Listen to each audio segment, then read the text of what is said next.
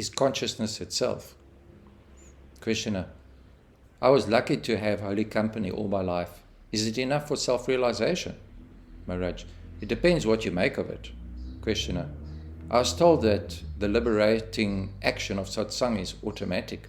Just like a river carries one to the estuary, so the subtle and silent influence of good people will take me to reality. Maharaj: it will take you to the river, but the crossing is your own. Freedom cannot be gained nor kept without will to freedom.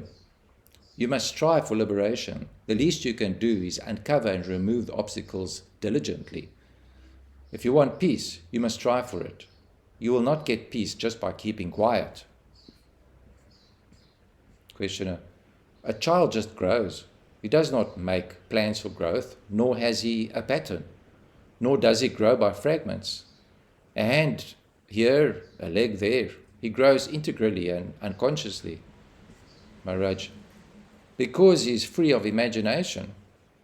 You can also grow like this, but you must not indulge in forecasts and plans born of memory and anticipation. It is one of the peculiarities of a jnani that he is not concerned with the future. Your concern with future is due to fear of pain and desire for pleasure. To the jnani, all is bliss. He is happy with whatever comes. Questioner: surely there are many things that would make even a jnani miserable. Maharaj: a jnani may meet with difficulties, but they do not make him suffer. Bringing up a child from birth to maturity may seem a hard task, but to a mother with memories of hardships are a joy. There is nothing wrong with the world. What is wrong is in the way you look at it. It is your own imagination that misleads you. Without imagination, there is no world. Your conviction that you are conscious of a world is the world. The world you perceive is made of consciousness. What you call matter is consciousness itself.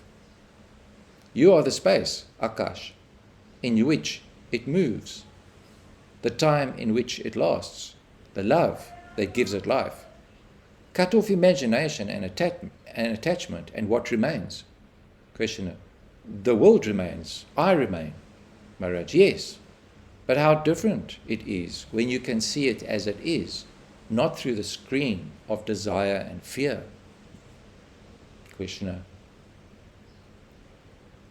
what for are all these distinctions? Reality and illusion, wisdom and ignorance, saint and sinner.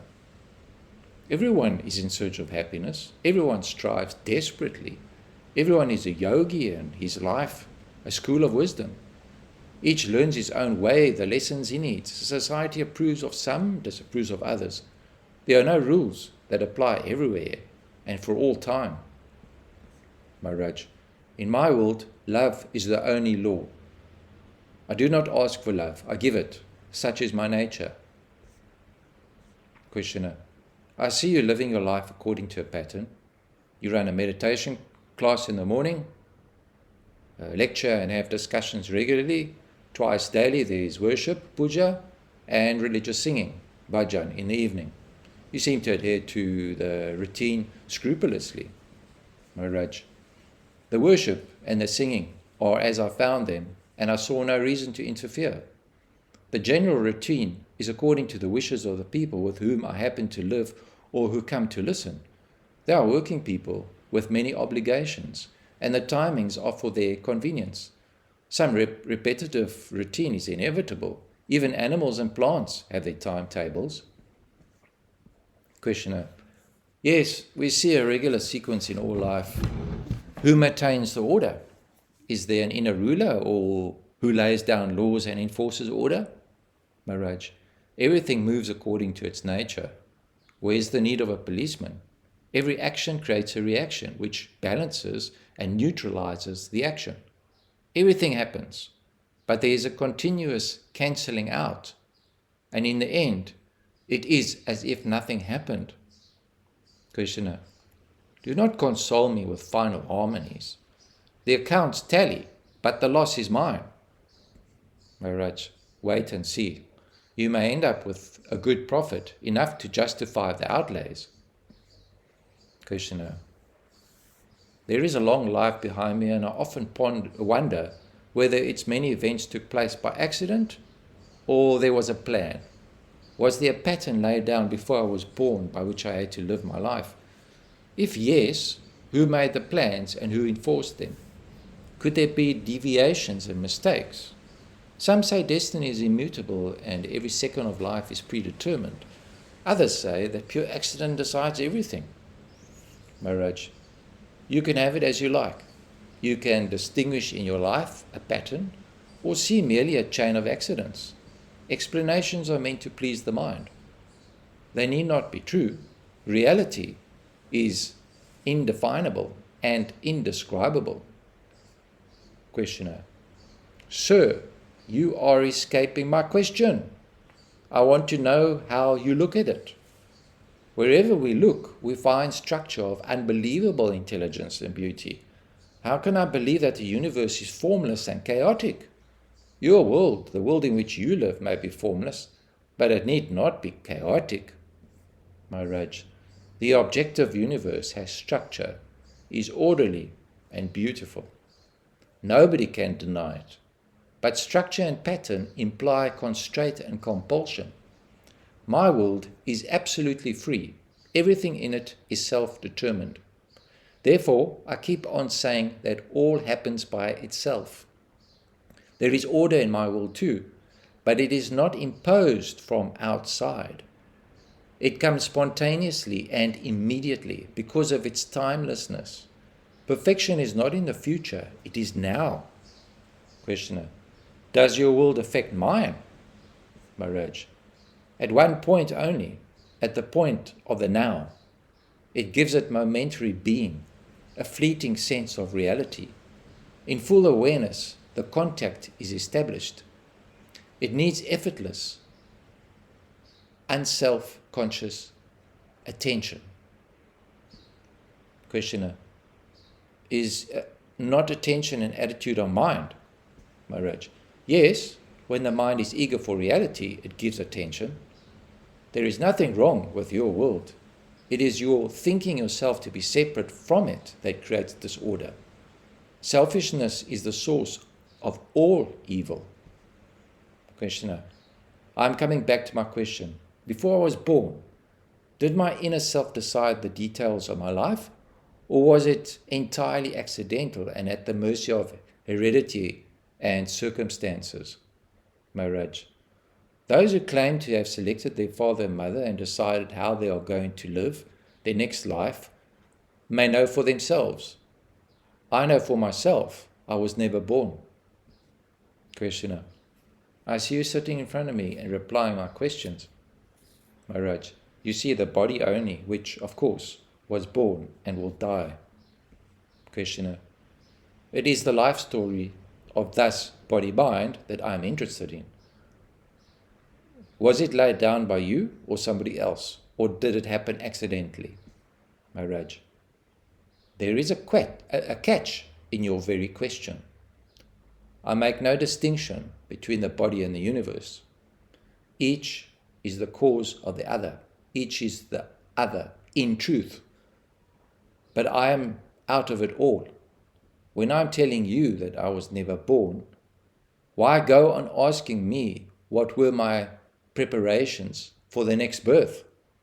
The moment you allow your imagination to spin, it at once spins out a universe.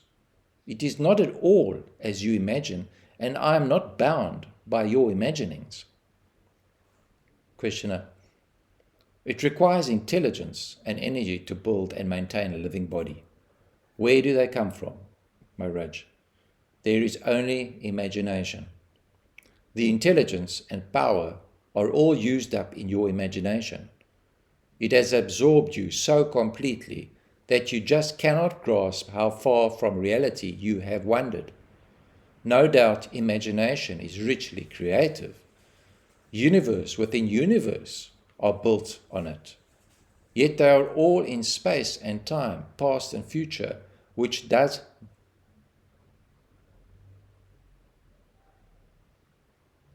just do not exist. Questioner, I've read recently a report about a little girl who was very cruelly handled in her early childhood. She was badly mutilated and disfigured and grew up in an orphanage, completely estranged from its surroundings. This little girl was quiet and obedient, but completely indifferent. One of the nuns who were looking after the children was convinced that the girl was not mentally retarded, but merely withdrawn, irresponsive. A psychoanalyst was asked to take up the case, and for full 2 years he would see the child once a week and try to break the wall of isolation. She was docile and well behaved, but would give no attention to the doctor. He brought her a toy house with rooms and movable furniture and dolls representing father, mother, and their children. It brought out a response. The girl got interested. One day, the old hurts revived and came to the surface. Gradually, she recovered. A number of operations brought back her face and body to normal, and she grew into an efficient and attractive young woman. It took the doctor more than 5 years, but the work was done. He was a real guru. He did not put down conditions nor talk about readiness and eligibility. Without faith, without hope, out of love only, he tried and tried again. Maharaj, yes, that is the nature of a guru. He will never give up. But to succeed, he must not be met with too much resistance. Doubt and disobedience necessarily delay. Given confidence and pliability, he can bring about a radical change in the disciple speedily. Deep insight in the guru and earnestness in the disciple, both are needed. Whatever was her condition, the girl in your story suffered for lack of earnestness in people. The most difficult are the intellectuals. They talk a lot, but are not serious. What you call realization is a natural thing. When you are ready, your guru will be waiting. Sadhana is effortless. When the relationship with your teacher is right, you grow. Above all, trust him. He cannot mislead you. Questioner, even when he asked me to do something patently wrong? Maharaj, do it. A sannyasi had been asked by his guru to marry. He obeyed and suffered bitterly. But his 4 children were all saints and seers, the greatest in Maharashtra. Be happy with whatever comes from your guru, and you will grow to perfection without striving. Questioner, sir, have you any wants or wishes?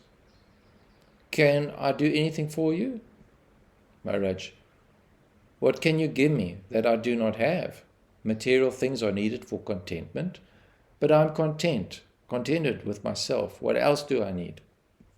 Questioner, surely when you're hungry you need food, and when sick you need medicine. Maharaj, hunger brings the food and illness brings the medicine. It is all nature's work. Questioner, if I bring something I believe you need, will you accept it? Maharaj, the love that made you offer will make me accept. Questioner, if somebody offers to build you a beautiful ashram, Maharaj, let him by all means. Let him spend a fortune, employ hundreds, feed thousands. Questioner, is it not a desire? Maharaj, not at all. I'm only asking him to do it properly, not stingily, half-heartedly. He is fulfilling his own desire, not mine. Let him do it well and be famous among men and gods. Questioner, but do you want it? Maharaj, I do not want it. Questioner, will you accept it? Maharaj, I don't need it. Questioner, will you stay in it? Maharaj, if I am compelled. Questioner, what can compel you? Maharaj, love of those who are in search of light. Questioner, yes, I see your point. Now how am I to go into samadhi? Maharaj, if you are in the right state, whatever you see will put you into samadhi. After all, samadhi is nothing unusual. When the mind is intensely interested, it becomes one with the object of interest. The seer and the seen become one in seeing. The hearer and the heard become one in hearing. The lover and the loved become one in loving. Every experience can be ground for samadhi. Questioner: are you always in a state of samadhi? Maharaj: of course not samadhi. Of course not. Samadhi is a state of mind. After all, I am beyond all experience, even of samadhi. I am the great devourer and destroyer. Whatever I touch dissolves into void. Questioner: I need samadhis for self-realization. Maharaj: you have all the self-realization you need, but you do not trust it. Have courage, trust yourself, go, talk, act.